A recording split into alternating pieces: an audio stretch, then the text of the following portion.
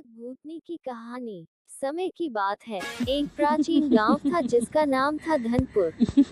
धनपुर चारों तरफ से घने जंगलों से घिरा हुआ था और उसकी प्राकृतिक सुंदरता के बावजूद वहां एक भयानक रहस्य छिपा हुआ था जो लोगों के मन में भय पैदा करता था। ये रहस्य था एक भूतनी की कहानी जिसने गांव के हर कोने में खलबली मचा रखी थी। गांव के बुजुर्गों के अनुसार ये भूतनी बहुत समय पहले गांव में एक लड़की थी जिसका नाम था माया। माया एक सुंदर, हंसमुख और संवेदनशील लड़की थी। उसकी शादी गांव के सबसे प्रतिष्ठित परिवार में तय हुई थी, लेकिन एक दुष्ट ताकत ने उसकी खुशियों को तबाह कर दिया। उसकी शादी के ठीक एक दिन पहले माया की रहस्यमयी तरीके से मौत हो गई। उसके बाद से ही गांव में अजीब और भयानक घटनाएं होने लगी। लोग कहते थे कि रात में उन्होंने माया की आत्मा को देखा है, एक भूतनी के रूप में। लोग कहते थे कि चांदनी रात में एक सफेद साड़ी पहने, लंबे काले बालों वाली स्त्री गांव के चारों तरफ मंडराती है। उसकी आंखें चमकती हैं और उसके चेहरे पर एक गहरी उदासी दिखती है। गांव के पुजारी पंडित हरिहरनाथ ने बताया, मैंने खुद माया की आत्मा को देखा है।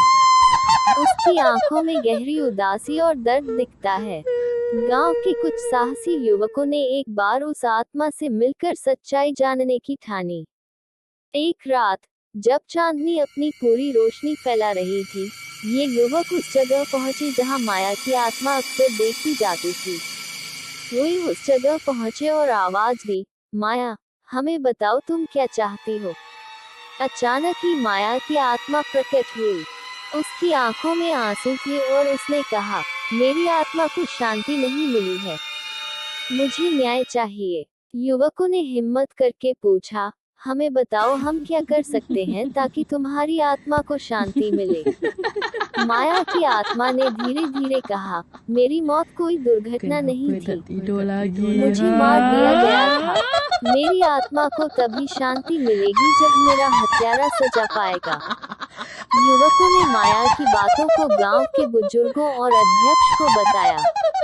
सभी ने मिलकर जांच का फैसला किया और सच्चाई सामने आई।